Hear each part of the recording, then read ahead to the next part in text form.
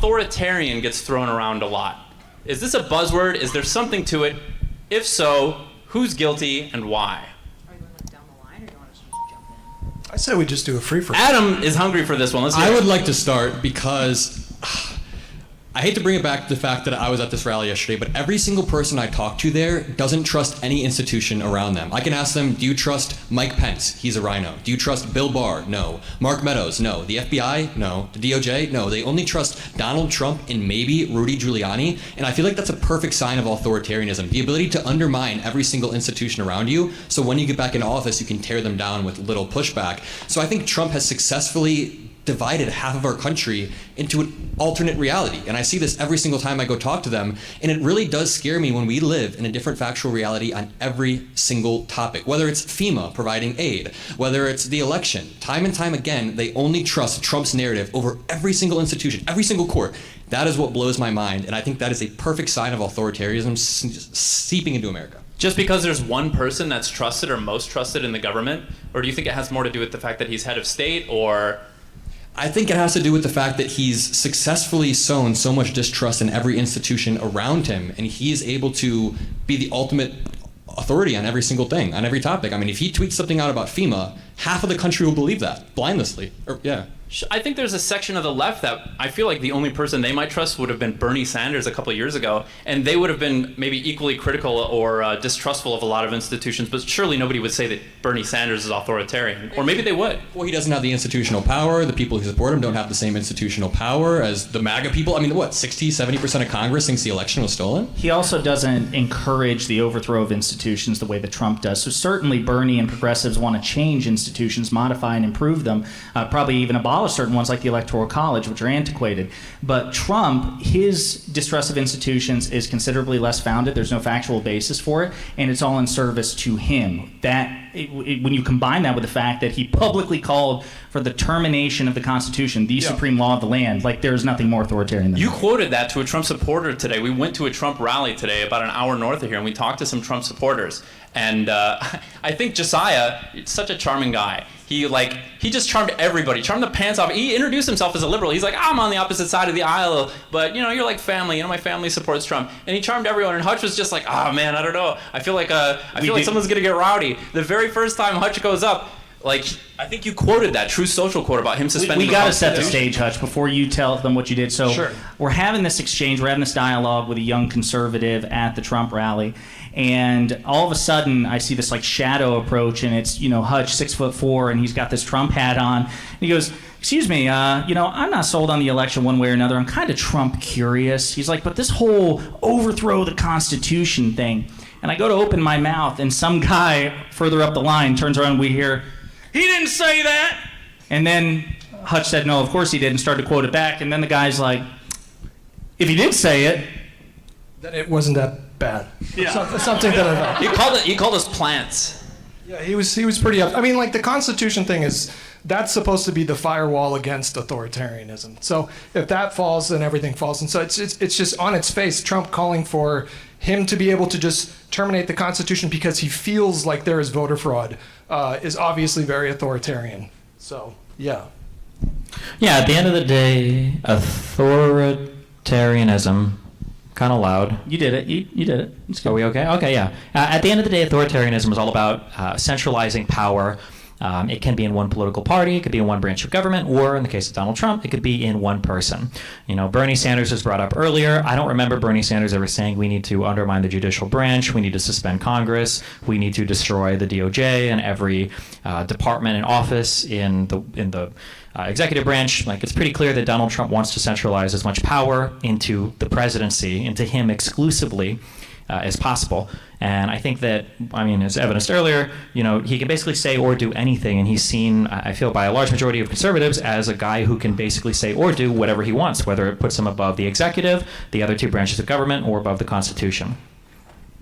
I was just going to say, I think as well, when you look at fascism or even communism, when you look at historical examples of authoritarianism, you see the centralization, but also this increasingly violent what do we see? Anti-academics, anti-professionals, anyone who's like outside of or disbelieves in like the central tenet, right? And you have Trump calling for the DOJ to be reformed, for his enemies to be locked up. I feel like you're increasingly seeing rhetoric that you've historically seen used on the rise towards fascism or towards communism. You mentioned the Bernie Sanders wing of this sort of left-wing movement, and it's true that you can find pockets of truly authoritarian lefties, but I feel like they have a totally outsized presence on social media. They probably represent maybe 1 or 2% of the entire country. It's just no comparison to MAGA, which is a good 35-40% of the country at this point, and they are fully behind this man. So. I understand. Yeah, that was just a counterexample to the idea that a sign of authoritarianism is trust in one or a few individuals in the government and distrust of other institutions. But yeah, I understand. Well understood. Well-made point, and I understand. So I guess one other thing that really struck me from that Trump rally was it seemed like no matter what points were raised about particular failures of Donald Trump, one thing that you ended all your interviews with, Josiah, was, is there anything that could change your mind and cause you to vote for anyone other than Donald Trump? And all of them very firmly and resolutely, confidently, put their chins up and said, no, there's nothing that can change my mind, nothing at all. So even if it's the case that they would accept that Donald Trump wants to suspend the Constitution, even if we could make the case and they would agree that Donald Trump is the ultimate authoritarian threat in this country, it seems like that's what they want. So, sorry, I know this is long, but it seems like we're finally at the point where we have to make the case, and I want you guys to sell me, so what? What's wrong with authoritarianism? What's so great about democracy? What's so great about our system? Why do we need to convince people that it's worth saving, worth keeping? Authoritarianism sucks because just look at the countries that it produces. Like the United States has been the leader of the free world for at least the past 80 years. And I don't think that it's a coincidence that it happens to be that we organize ourselves under democratic principles, that we're capable of making great social change, incorporating lots of different types of people and ideas into our economy, into our society, that we're able to mobilize a ton of different factions of society in ways that other countries can't. Like all of this can only happen in a democratic regime, in a democratic form of government, where you can look at how people vote, you can track changes in government, you can track public opinion. You know, if somebody were to say, what does America feel about the war in Ukraine? What does America feel about Israel? What does America feel about whatever? You can look at our elections, you can look at our primaries, and you can tell. If I were to ask you, what does the average Russian citizen think about something? That's a whole project to figure out. What does the average Chinese citizen think about a thing? That's very difficult to figure out, because you've got your single party, you've got your single leaders, you've got what they say, and who knows what the public opinion is on a thing. And then when you look at all the different types of people and peoples that get incorporated into, I think, liberal democracies, you can just see like cool things that you don't really see in other countries. You know, one example I brought up was, you know, on Fresh and Fit, arguing with a bunch of guys who argued for some weird caliphate or whatever, that they wanted to rule the United States. You know, I'm sitting next to Myron, who's like I think descendant of a Sudanese immigrant. You've got Sneeko, who, you know, I think his dad came from Haiti. You've got me, my mom came from Cuba. You've got Fresh, I don't know where his parents come from. Fresh is a guy, but like it's like the fact that we're all doing this podcast here on like a high rise in like Miami. It's such a cool, unique American thing, and a uniquely American thing. And I think that the conditions for these things to be created for foreigners to come into this country and to explore, you know, society or capitalism or business in the way that they want, I just think that's really uniquely American. I think it was JJ, or it might have been somebody else that gave me this quote, but one of the cool things about America, and I really believe this, that despite all of our flaws, I think America allows you to be the best version of yourself better than any other country would allow. That's what I was going to say, all of that. Did you like that quote, Stephen? Did it come from you? Yeah, I was going to say if you liked it, it came from me, but no, I think it came from JJ. Okay. I just wanted to say that was an excellent, excellent answer, Adam. Thank you very much for that contribution. No problem. Actually, there's a really good writer, Hannah Arendt. She talks a lot about this. For those who are not aware, she fled the Holocaust, a philosopher and writer. She talks a lot about how like a system structure that diversifies power into the people necessarily relies on some level of respect for like power to trickle back up, because every single voter is conferring power to the delegate, and it's a system that basically, no matter what, your politicians have to be kind of slimy pieces of shit because they have to somewhat audience capture to grab their voters. That's the point of the politician. But they're doing that because they're trying to represent the people, whereas an authoritarian regime, she says, fundamentally always has to fall back on terror and oppression to maintain its structure, which is not good. You guys have made a case for why trust in institutions are important and how that's one avenue of avoiding an authoritarian leader. Why should we be so sold? How can we rest at ease that the institutions we have now aren't corrupt? So much of the right thinks that the institutions we have are corrupt. Donald Trump ran on the corruption of the deep state and draining the swamp and whatnot. Why should we take the word that our institutions are legitimate and they're squeaky clean? Because everybody in the United States trusts our institutions, and you can see it based on how both sides act. In a world where Republicans, honest to God, thought that Democrats operated under the same standards that Republicans did, the immunity ruling would cause an instantaneous civil war, because every single Republican who's been saying that Biden and all the rest of the Democrats would arrest all their political opponents and assassinate everybody would go into hiding, or they would start fighting, but they don't. They'll say these things, or they'll make these accusations about Democrats, but they never act in this way. You'll have a guy who's been living on, insulin or takes aspirin or ibuprofen or whatever, talking about how he doesn't trust the FDA. You'll have a guy talking about how the vaccines were rushed, so they don't trust them, but they'll be doing everything they can to get their hand on monoclonal antibodies. You'll get people saying they don't trust like big pharma because they don't trust the manufacturing process, but they'll do everything they can to try to get ivermectin or hydroxychloroquine. Like, they do trust the institutions. They just selectively decide what their talking points are, and I think everybody operates essentially that way.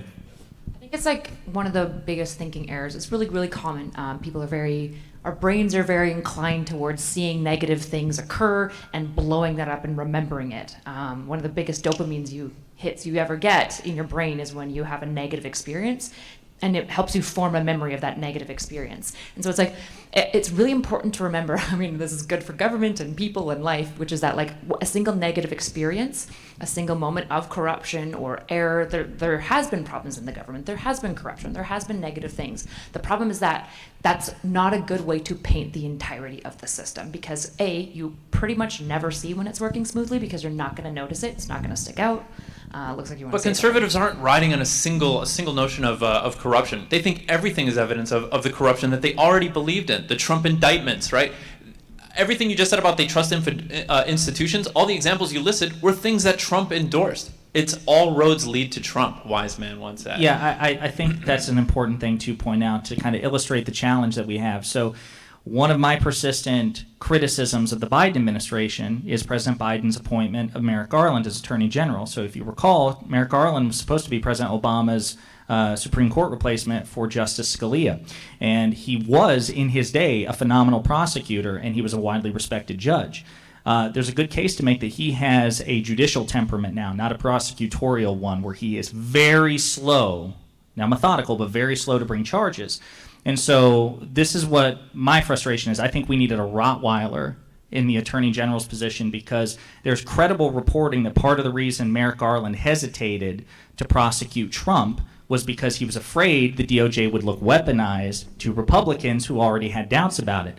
But if you look at polls, Republicans are not won over. But it would, though, right? There's no confusion that it absolutely would. It wouldn't, because, Donald Trump went on Fox, was it the Sunday Futures, whatever, and literally said, why isn't the DOJ needs to start indicting these people? Donald Trump on media that's supposed to be the enemy of the people has said, where's my DOJ? Why aren't they indicting people? Like, he said that. And then you talk about the weaponization of the DOJ going after people. My God, don't ever look into that Ken Starr investigation into the Monica Lewinsky shit. That was 4 years of digging. Don't look into the Hillary Clinton shit. That was years of digging, of mainstream media coverage, of Comey making bizarre... If there would be a collective Republican suicide event if an FBI head came out and gave such an excoriating review of stuff when there weren't even criminal charges to recommend, let alone actually bring, let alone an indictment, let alone a conviction, right? And then meanwhile, you've got Biden, who watches as his son is convicted over some of the funniest shit in the universe. But what was it, $250,000 of back taxes? Meanwhile, Roger Stone makes a settlement with the IRS for $2.1 million